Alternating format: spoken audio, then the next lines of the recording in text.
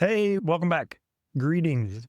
Becoming Undone is the podcast for those who dare bravely risk mightily and grow relentlessly. Join me, Toby Brooks, as I invite a new guest each week where we examine how high achievers can transform from falling apart to falling into place. And if you've been following along the past 10 or 11 episodes, we've been doing a deep dive on the life, the lessons, and the legacy of the late Coach Dick Tomey.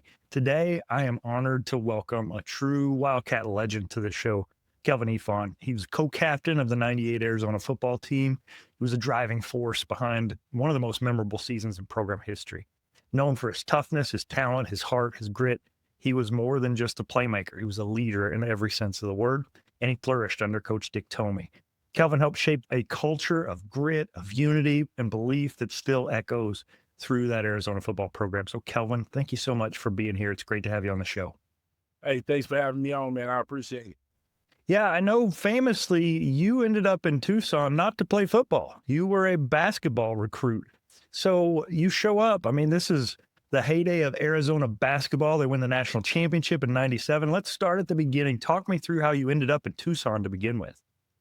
Well, Coach Olson, man, discovered me at a basketball camp, the ABCD All-American basketball camp. In high school, I was a three-sport athlete: football, basketball, and track.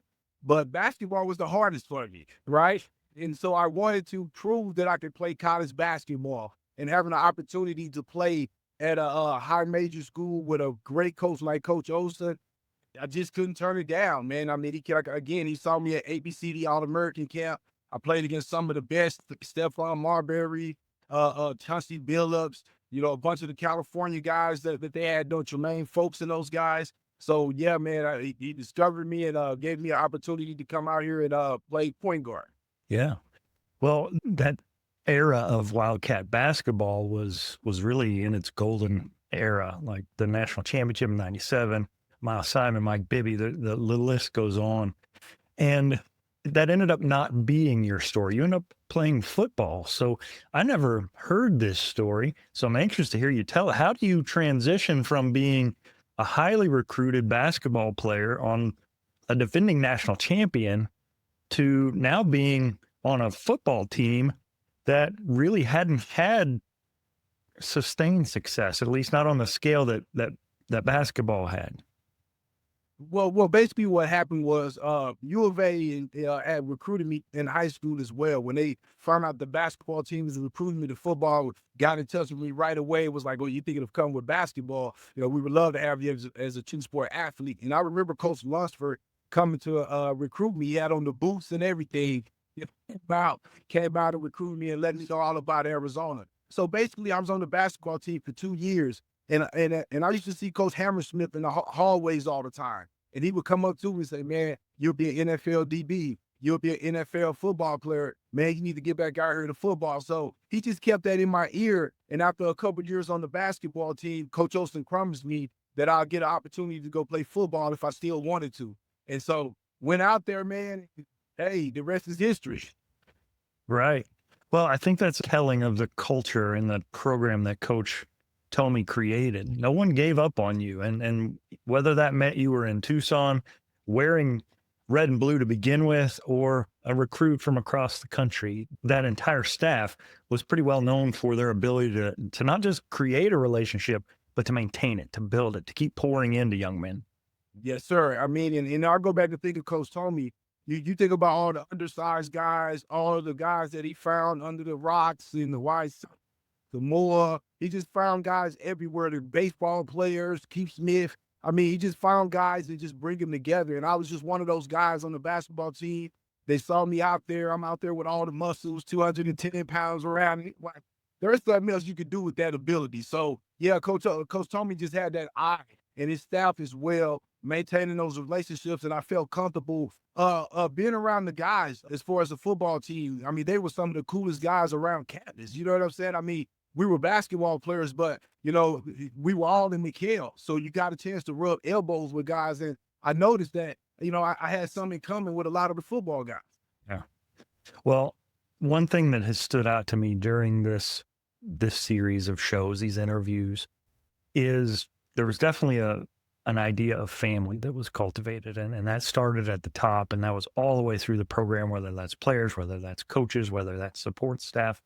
What did that family look like to you, the day-to-day, the experience of being a part of that program? How did he create that culture in the locker room? Well, the way that Coach Tomey created that culture is he was great about letting the players be the leaders, especially in the locker. I don't remember Coach coming in the locker room.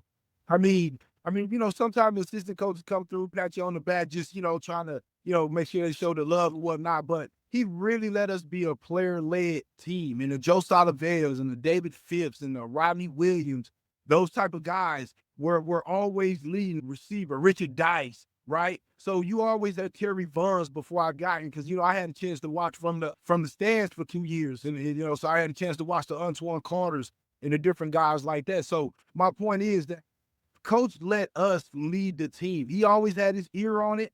He always paid attention to what was going on outside of the locker room, but at the same time, he really let the guys, take control of the team and have that pulse. And he just made sure from the top the coaches led us by being great men and great leaders. Yeah.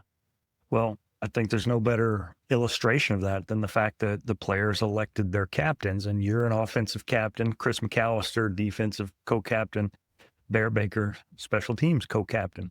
And I don't guess I really realized it until I started this process. But famously, that photo at the Holiday Bowl of Coach Tomey and the three of you hoisting that trophy, like in that moment, and even talking to Barrett about this, there was a tinge of disappointment because we didn't go to the Rose Bowl. We weren't national champions, but we won the Holiday Bowl. And in that moment, that photo clicks, and that's the high point of Arizona football. Like, that's literally the zenith at which the program has ascended so far. I'll say that. Hopefully Coach Brennan and staff can eclipse that. But in that moment, four men in that photo: Dick Tomey, Barrett Baker, who's a walk-on from Tucson, who didn't have a lot of opportunities to go anywhere else, you, who came to campus as a basketball player, and Chris McAllister, who's all-world, NFL, everything. But even with Chris, he had to go to JUCO for a year because he didn't have his grades together and everything like that. Came in with some different adversities, and another guy, he probably would have been to LA or something if everything had went through for him. So all those guys on there, it's just like you said, it's people, Tomey guys. Yeah. And that's it. Glue guys, Tomey guys. And I'll never forget, even at Cochise, I remember, I'm new to Arizona, let alone Arizona football. And I'm like, who is that running back? Like, that guy is fiery. Like, you are playing every snap like it is absolutely critical to win. And the takeaways and how the defense would celebrate when they would strip a running back of a ball, things like that, I just was not familiar with in any way, shape, or form. How do you think he was able to take men, particularly men from all different parts of the country, even the world, and stitch them together into this cohesive unit? I just think it goes to the character of who Coach Tomey is just as a man. I just think that's just who he was. The fabric of the person that who he is what you saw. So I think it's the way that he led his coaches. You think about Coach Keena, how long he been around, Coach Babers. You just keep going down the line. There's a family aspect to all the men who we had around us. It was about, they had their wives, they had their kids around us. So it was just so much family oriented that, you ended up, because we're all young men. We all know we weren't all going to be NFL Hall of Famers. We all dreamed of it, of course. But it was watching these men lead their families and understanding the hours that they were having to put in away from their families and still having barbecues and bringing their families and making their family part of what we had going on. It made us realize that it was bigger than just football. Absolutely. I think it's easy to see, to a certain extent, how he was able to do that on a team level. It's maybe a little harder to see that on an individual level. It's not hard to see, but those are stories that don't get written about in the newspaper as often or on websites or whatever. Do you remember any particular moment, maybe in practice, a meeting, after a game, when Coach Tomey said or did something specifically to you that stuck with you long after your playing days were over? Oh yeah, man. I remember one time he came up to me right before practice, and he give you the big hug where he cupped the back of your neck and he pull you, right? And he said, "Love you. I love you." And it was weird because a lot of times you don't hear other men say they love you, right? And and so here Coach Tommy say he loved me. It just, you think about it, I didn't say I loved him back at the moment because I was just surprised that he had said it. And it took time. And so what happened was he went into the practice, and all of a sudden he just started yelling at me in front of everybody. I'm the captain, and everybody look up to me on the squad or whatever. And he started yelling at me, getting on me, and I didn't understand what was really going on. And then so when it was all over, he came up to me. He said, Kelvin, all these guys respect you. They all look up to you. And if I can get on you in front of all them, I have all their attention. And man, that just spoke a lot to me, man. It helped. I kind of had a vision of who I was. I've been captain of every team I've been on all my life. I was one of those guys who got his high school jersey retired while I was in high school. And a lot of it had to do with leadership. The way I led my teams in high school or whatnot. And that was who was on the wall here at my school or whatever. But it's just that he just showed me that being a leader and understanding that leadership sometimes is more important than actually running the ball. Mhm. Yeah, such a powerful message. And I mean, you got Trump candidate in the backfield. There are playmakers all over that roster. Such a huge void when you graduated, when you left the program. Your story doesn't end in athletics when you leave Arizona. You continue to be active and work with young athletes to this day. Tell us a little bit about what you're doing these days related to athletics. Well, I got right into high school, coach high school basketball, 4 years JV and freshman, 4 years high school, varsity, had some success there. And then and for years, over 20 years, I've been doing AAU and club basketball and training individual football and basketball players. It's been a dream all my life. I wanted to go to the NFL so I can get money, so I can build my own gym, because I always wanted to be a skill development guy because I realized what it did for my life and a lot of the guys that I grew up with coming from my neighborhood. It brought so many different people. The sports brings so many people from so many different ways of life together that would have never even thought of speaking to each other. And you have a chance to realize that you have so much in common. So, having the chance to be able to coach and give back that way, the coaches in my life all the way back, I was very lucky. The coaches all the way back from elementary school were guys that either played Division I or played in a little bit of pro and had to go into teaching or something. So I had a great coaches from what, kindergarten through third, middle school, high school. I mean, I was just lucky. And then I got Coach Tomey and Coach Olson. Like, come on, man. So I have to, man. This is my passion, man. This is my life. Yeah. Famously, Coach would say, "I love you so much, I'm going to tell you the truth." If Coach were to walk in on one of your practices or games and watch you coaching your young athletes, what do you think Dick Tomey would say to you in the debrief after the fact? Well, you know what? I was lucky enough at Pueblo. Me and Brandon Sanders was the athletic director there and head football coach. So Coach Tomey frequently our school a lot. So after he pulled me over twice. Once with the boys, he told me, he said, relax a little bit over there. He like, you do a great job at your practices. So relax a little bit. And then with my girls team, because I coach girls AAU teams as well, he said, remember that those are young ladies, Kelvin. We think about pushing That's great. hard. And he reminded me, says, just remember that those are young ladies. So, coach was just always about the person and always about the people, as you know. He said it's Yeah, not about the X's and O's. It's about the Jims and Joes and how you treat people for sure. absolutely.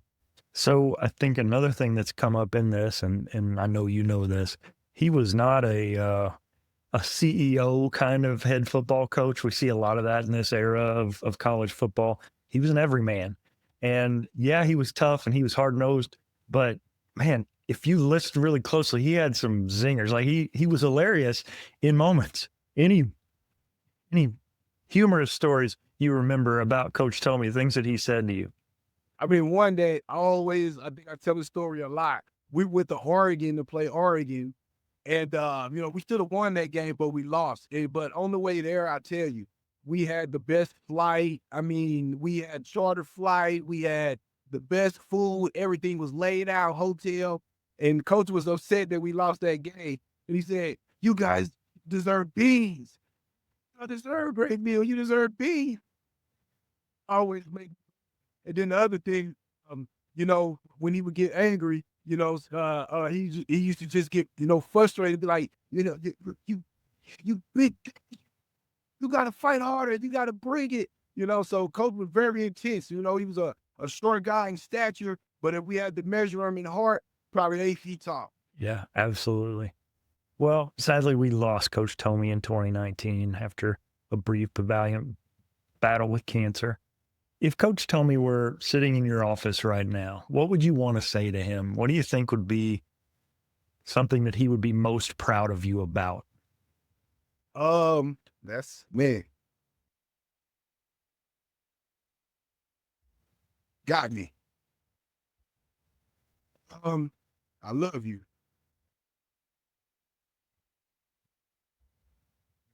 Thank you for believing in me and telling the world who I was when, sometimes people wouldn't have believed that I was that guy.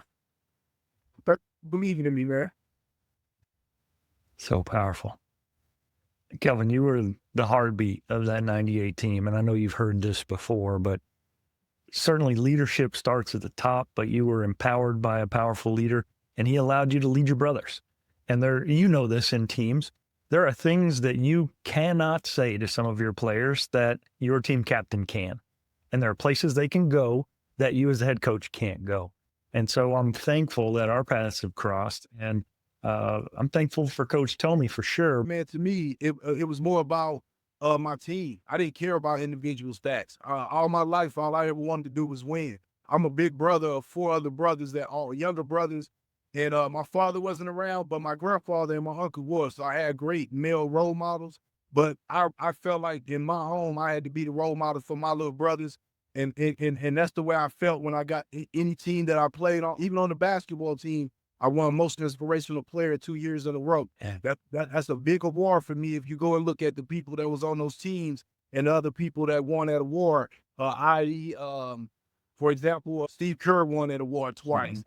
Twice. Steve Kerr won it twice. Josh Pastner, Reggie Gary. So my name on the great people as far as, being leadership. So yeah, just having an opportunity, man, to lead those teams. As you said, Coach Tomey, man, letting you lead, because a lot of times coaches will quiet you, be like, hey, I don't need nobody talking to my team. I got this.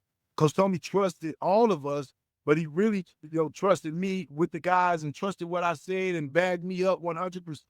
I mean, so bad that till this day, the guys call me Coach Tomey's son. To this day, it's like, yeah, you was your pop, bro. So, Yeah, I mean, I love him for every thing that he gets. absolutely. It wasn't that your stats weren't impressive. It's just that the intangibles that you brought overshadowed those in so many ways. And I think there's a parallel there, right? Coach Dick Tomey was not the most successful coach in terms of wins and losses in NCAA history. But there were men who got in cars and drove for 16, 18 hours to be at his memorial service. That doesn't happen unless you're impacting people's lives.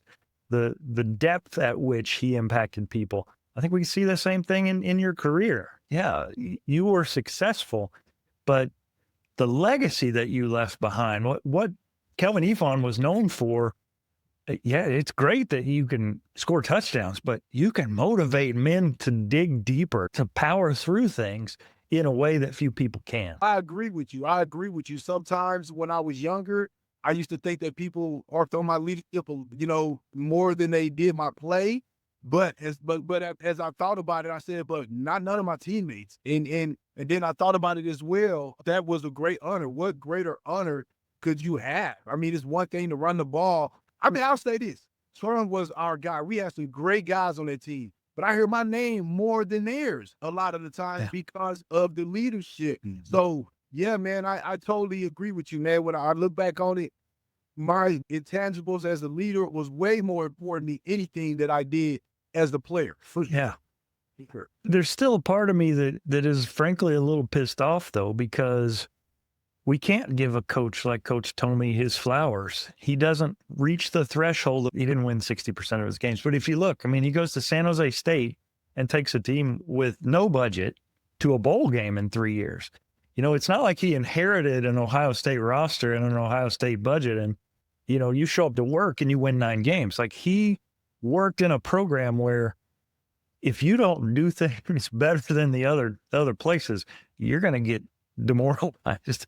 And there are seasons within which, if you were to pull those out, he easily reaches that threshold. But because of the way the College Football Hall of Fame structures their rules, they say he doesn't qualify. But you can talk to any of his players, and they will tell you this guy, you know, he's one of the most impactful guys, other than maybe my dad or maybe my high school coach, whatever. Like he's right there near the top.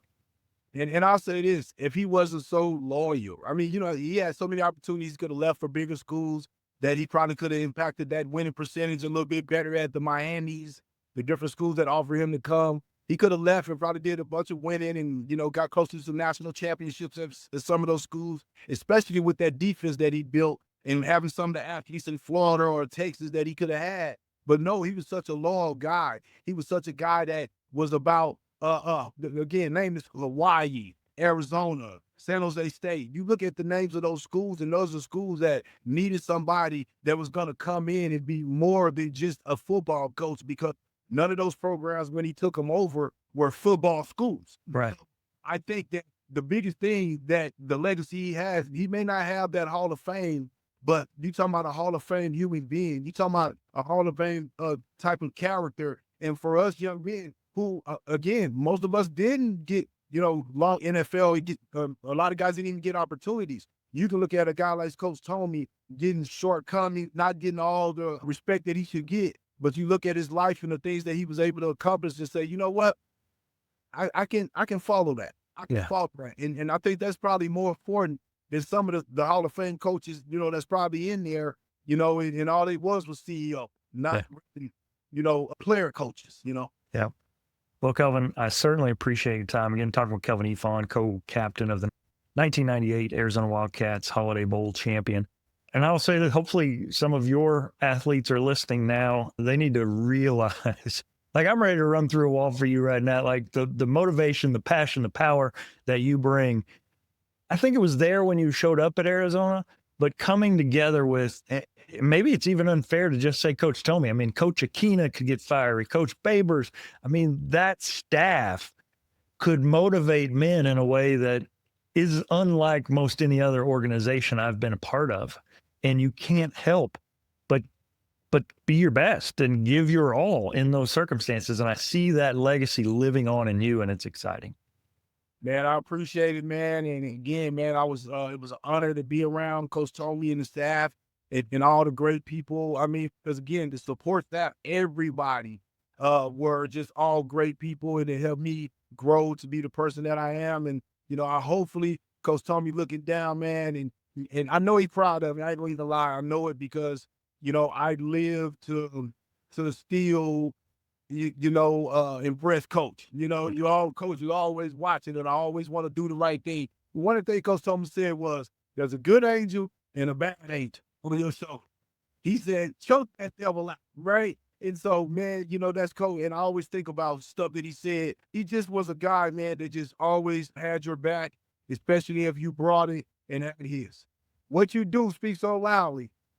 You hear what you say? I use that one with my own kids. Like I have used that one for years, and it's one of those things that it just seeps into your vocabulary and you don't realize where it came from.